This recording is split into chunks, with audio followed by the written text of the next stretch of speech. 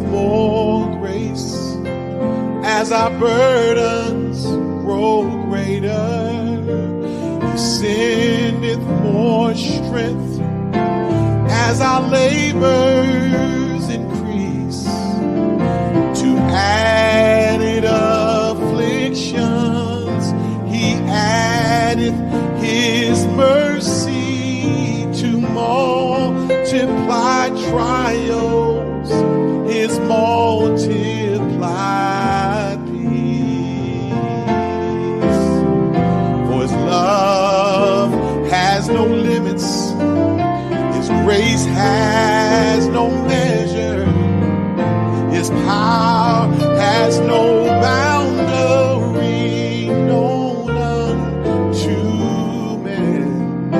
For out of his infinite riches in Jesus, he giveth, and he giveth, and he giveth again. When we have exhausted our store of endurance, when our strength has failed and the days have done, when we reach the end of our hoarded resources, our Father's full giving has only begun. For his love has no limits, his grace has no measure, his power has no boundary known unto man. For out of his infinite riches in Jesus, he giveth, and he giveth, and he giveth again. Fear not that thy need shall exceed his provision. Our God ever yearns and his resources to share. Lean hard on his arm, everlasting availing. The Father both thee and thy load will bear. For his love has no limits, his grace has no measure, his power has no boundary known unto man.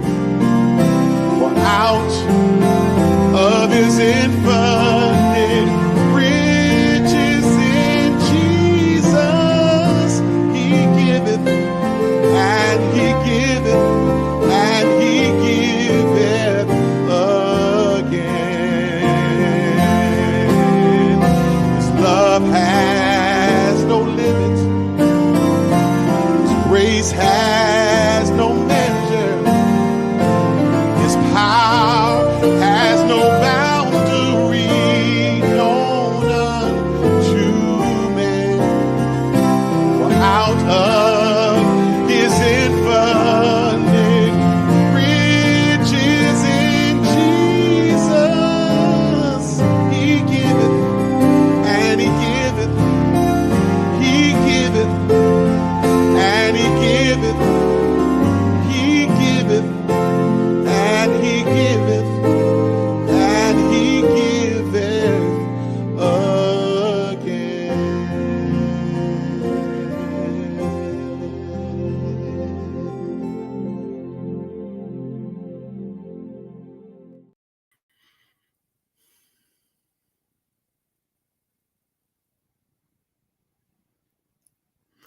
All right, let's give God praise for the awesomeness and the amazingness of a God who gives over and over again. We give thanks just for the opportunity to be here with the noonday word with hymns with Phil Carter. We give God praise for that. We want to thank God for the ministry of Philip Carter. And I am just glad to be with you all again, to just share in these opportunities of worship, just to take a break in the middle of the day, just to reflect and focus and refocus on what God is calling us to do and who God is calling us to be. So this is, again, a rich blessing for me, and we welcome you to this amazing experience with Hymns with Philip Carter, Noonday Word. The text I would like to invite us to consider today, if you will, is from the 10th chapter of Hebrews 10, and we will pick up from the 19th verse and conclude at the 24th. Hebrews 10, 19 through 24, and this will shape our noonday sermonic conversation with you. And it reads this way: brothers and sisters, we have confidence that we can enter the Holy of Holies by means of Jesus' blood, through a new and living way that he opened up for us through the curtain, which is his body. And we have a great high priest over God's house. Therefore, let's draw near with a genuine heart, with the certainty that our faith gives us, since our hearts are sprinkled clean from an evil conscience and our bodies are washed with pure water.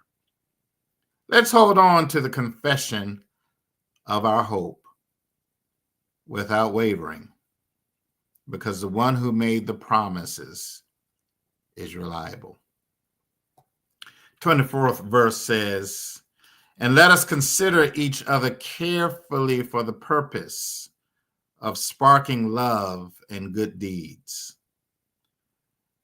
Don't stop meeting together with other believers, which some people have gotten into the habit of doing. Instead, encourage each other, especially as you see the day drawing near. Here ends the reading of God's holy word. Friends, I wanted to come to you today because one of the things that's clear is in this noonday hour, when we gather here, even virtually, we actually gather as the church. We're not on Sunday. It's not a Sunday night. It's not a Sunday morning. It's a noonday hour in the middle of the week, and yet we are the church that is gathering together. I want to use as a subject for these thoughts, surviving the church. Surviving the church. First, let me say that I was reading some statistics put out by Pew Research, and sadly enough, the largest religious entity and category in the United States, the largest growing, is that of atheism. 26% of the American population is atheist or don't believe or connect to a God. 26%, a quarter of the population are non-believers. And we all can come up with our theories of why, and we all can come up with our excuses to why we, are finding our churches kind of slipping in membership or attendance. But the truth is, if you are honest, it's just outright hard sometimes to hang in with the church. I tell you, sometimes it is hard and difficult to stick with church. So I want to talk a little bit about how we can survive the church. Now, the writer in Hebrews tells us to forsake not the church. In the King James Version, it says, forsake not the assembly We can't stop meeting together. We still are called to be together. We are still called to be the church. Come what may, regardless of what goes down, we are called to be the church. But sometimes we mix that meaning up, and we instead of called to be the church, we feel that we're called to be a social club. We're called to be a civic community. We're called to be an organization like any other general organization. But the truth is, we're the church. We are the church. How do you survive it, though? Because it's kind of rough sometimes. We get our feelings hurt. Some things don't go our way. Sometimes it's challenging. There are people in there that challenges us. Sometimes we put so much work and effort in it and it looks like we're not getting some return. How do we hang in there when church gets difficult and when church gets tough? And above all, if we're being honest with each other, many of us may have had some of those moments when we just felt like rolling out. You know what? Y'all can have this. And we felt like going our own way. So here's a couple of things, several things actually, that I'm inviting you to think about when it comes to surviving the church. Number one, friends, the church is God's plan to transform the nations. The church is God's plan to recover creation. The church is God's plan to renew creation. The church is God's plan to redeem creation. The church is God's plan to bring people back unto God. We're just a plan. Some of us think we're a building. Some of us think we are a denomination. You know what we are? We are a plan. God uses us as God's plan to recover, to redeem, to restore, and to reconnect broken people back to God. Before you realize anything about church, you need to know that church is God's plan. Church is God's plan for us to reclaim God's creation, that creation that was destroyed in the garden with just two people and a demonic presence. That's all it takes for destruction to go down. But we are called to reclaim that innocence, to reclaim that salvation, to reclaim God's original purpose for humanity, which was to worship and praise God. We got to bring people back. The church is God's plan to do that. Number two, a couple of things to know. Number one, the church. Number two, the church has its own seasons. The church is always in a season. And sometimes the church is in high momentum. Sometimes everything is falling in place and things are going well and folks are growing and choir is just blazing. Musicians are off the hook. Sometimes we just in a great place. Sometimes church is incredible. But there are other times church is kind of down. There are times that church goes through difficult challenges. There are times when the church isn't clicking on all cylinders. There are times when things aren't coming together. There are times when there's disruption. There are times when there's interruption. There are times when things just aren't hitting as they should. Churches have seasons, and most churches, if you've been around long enough, you've gone through a bad season with the church. But no matter what the season is, the church is still the church. No matter how difficult it is, the church is still the church. Even if the church is limping, it is still the church. If the church is struggling, it is still the church. If the church is going through a midnight hour, the church is still God's plan to redeem the world. We're still a church, even in all the different seasons we go through. Number three, the church is ground for the human and the divine to connect. The church is ground where humanity meets the divinity. And sometimes what we get mixed up with is we want people to be divine. I'm sorry. This is good to me today. We want people to be God. We want people to be always forgiving, always kind, always nice. And that's just not the case. When we roll up in church, we bring our humanity in it. We bring our stuff in it. We bring our challenges up in there. When we go to church, we go to encounter the divine, but we don't go as the divine. And when we go to church, we bring our humanity. But when God comes to us, God brings God's divinity. And God utilizes this mix to make something happen.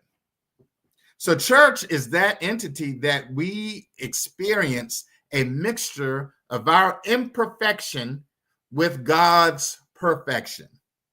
And sometimes we get caught up on people's imperfections, so much so that we don't even remember to connect to God's perfection.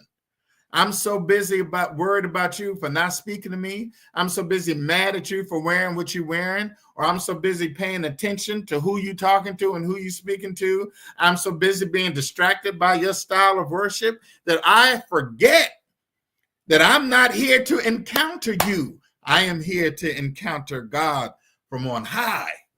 So I'm glad you're here. I'm glad we can sit together and praise God together, but I'm not here for you. I am here to encounter the Holy of Holies. I am here to encounter him who is God. All right. So when we come to church, we got to be aware of that mixture of humanity and divinity. And some of us come to church thrown off because they're encountering more humanity than they are divinity. And you got to make sure that your measuring stick is situated in the right place, that you get more of God than you get of what everybody else is doing around you. And this is why we don't stick with church, because we're focused too much on the humanity and not the divinity of what God is doing.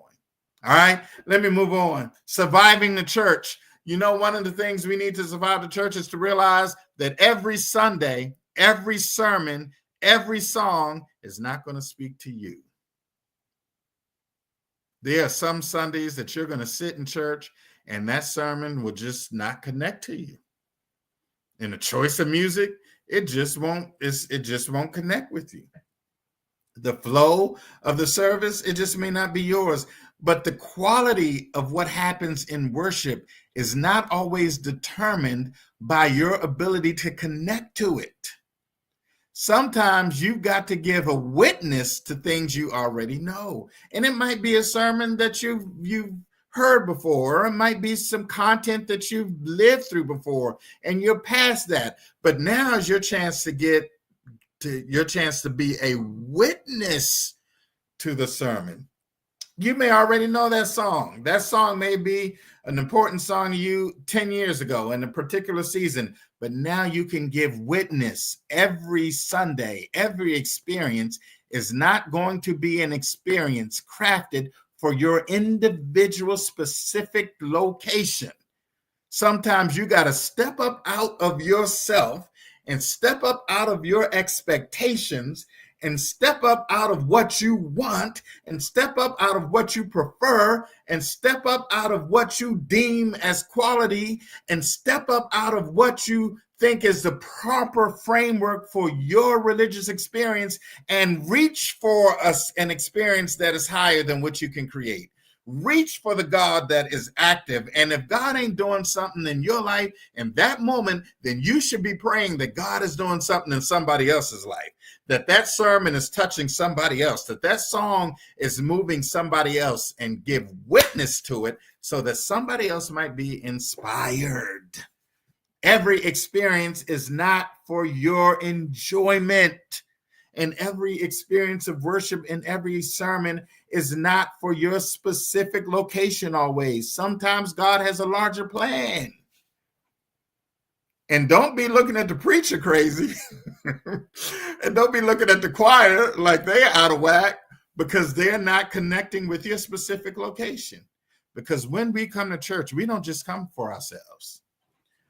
Woo.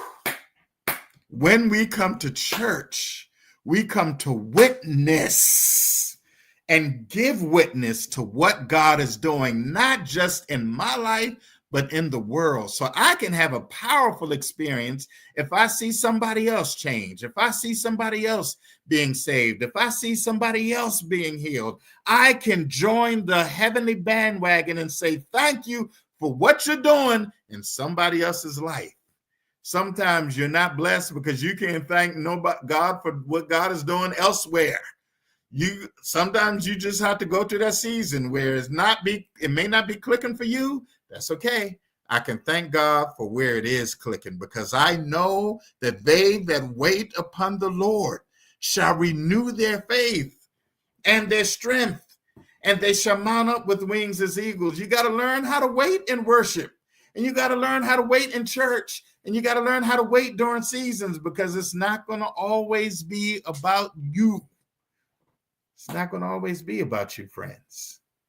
And sometimes to survive church, we got to go through those periods and those sermons and those songs that might not be addressing our specific situation. To survive church, friends, the next thing is I want to encourage you to be okay with change. Change happens. Change is a part of life. And sometimes things have to change. And I can't tell you, all the years I've been preaching, I cannot tell you how many believers I have seen debilitated by change. Debilitated by change. I know I got to hurry up. Let me hurry up this thing. Sometimes we can't move. We so mad that we can't worship. We so angry that we can't love because something changed. Something that we decided that God feels is most important to any and everything. All right. Be okay with change, because God is a God of adjustments, and God is a God of shifting, and God is a God of change. And there are times that you're just going to have to change location, change ideology, change thought process. There are times you're going to have to do what? Grow. And it's impossible to grow and stay the same. You can't do it both ways. You can't grow and be at the same place. It doesn't work that way. Either you're going to take the risk to grow and be open to change, or you're going to be close to change and not grow. And when we don't grow, we do what? We decline. All right, I'm almost there. Surviving church. Church has moods, just like you do. Some churches are tired. Some churches are energetic. Some churches are just weary. Some churches are just filled with good momentum. Churches have moods. Don't abandon ship because your church is going through a little mood during a particular Sunday or a particular season. Next, sometimes churches need rest. Even churches need rest. There's a time that the church needs to chill out. There's a time that the church needs to step back a little bit and reassess some things. Don't abandon ship because the church might be going through a period of reflection and contemplation, which is also a path to holiness. Surviving church. Did you know that you're responsible for a lot of your experience that happens in church? It's some of the stuff that goes down. That's up to you. But some of us let somebody else's behavior determine what our experience can be. Have you ever been in a choir and you singing and you just going in, and the choir is just all pumped and people in the congregation just looking at you like this? And that makes you change your whole experience of worship. Listen, you're not singing for somebody's applause. You're not singing for somebody's affirmation. You're singing because, number one, God called you to sing. Number two, you are giving witness to God's activity in the world. Number three, you know that the God that you're singing for and the God that you're singing of is a God that still lives, that still works, that still changes, that still heals. And somebody's response to it is irrelevant, because I know whether you down for it or whether you not, whether you like it or whether you don't. I know my Redeemer lives. That's what we do when we're singing and when we're worshiping and when we're preaching. I see preachers working so hard to get those amens. That's not what you're up there for. Tell the story and sit down. Sometimes that's all we can do. Lastly, let me just jump to this. Friends, you get extra credit for just showing up. You get extra credit for getting up in the morning and deciding, you know what, this is the day that the Lord has made. I will rejoice and I will be glad in it. You're going to get a blessing for that. You're going to get a blessing for getting dressed, getting in that car, getting on that bus, getting a ride, just showing up to that sanctuary. You're going to get a blessing for that. You're going to get a blessing for sitting in that pew and nobody has said anything. A sermon hasn't been preached, a song hasn't been sung, but you will get extra credits just by showing up. Just by being available, just by being present, God will bless you. And you won't even know always when that blessing comes, because God has two ways God blesses. Sometimes that blessing is like a sunrise. It slowly evolves over time. And other times that blessing is like a light switch. But either way, somewhere in between, you're going to get blessed just by showing up. You're going to get blessed just by being present. You're going to get blessed just by saying, Lord, I am here. Do with me what you will. Speak to me how you will. Change what you will. Create in me a clean heart that I might be renewed, because you've brought me from such a long way. You've opened doors that have been slammed in my face. You've lifted me up out of ditches. You have turned my life around. There have been times I've spent in hospital rooms, but I'm walking now. I'm moving now. I'm talking now. When I think of the goodness of God and what you've done for me, I have no choice but to show up. I have no choice but to admit to the world, the God I love and the God that I serve is the same God that climbed up on a cross on a Friday just for me. And thanks be to God, early Sunday morning, he rolled up out of a grave just for me. And that's why I come. So whether the sermon is bad, whether the choir is off key, whether the ushers aren't smiling, whether the members are gossiping, whether folks are folding their hands and not opening them up in hospitality, it matters not, because God has blessed me that while I was yet a sinner, God proved his love for me. And because of that, I will go and I shall go just to see what the end will be. You better get up Sunday morning and get yourself in church and act like you know that this is the day indeed that the Lord has made. And I am commanded to rejoice and be glad in it, and rejoice I shall. May the Lord bless you, and may the Lord keep you. May the Lord make the Lord's face to shine graciously upon you. Until we meet again, see you next week. God bless you.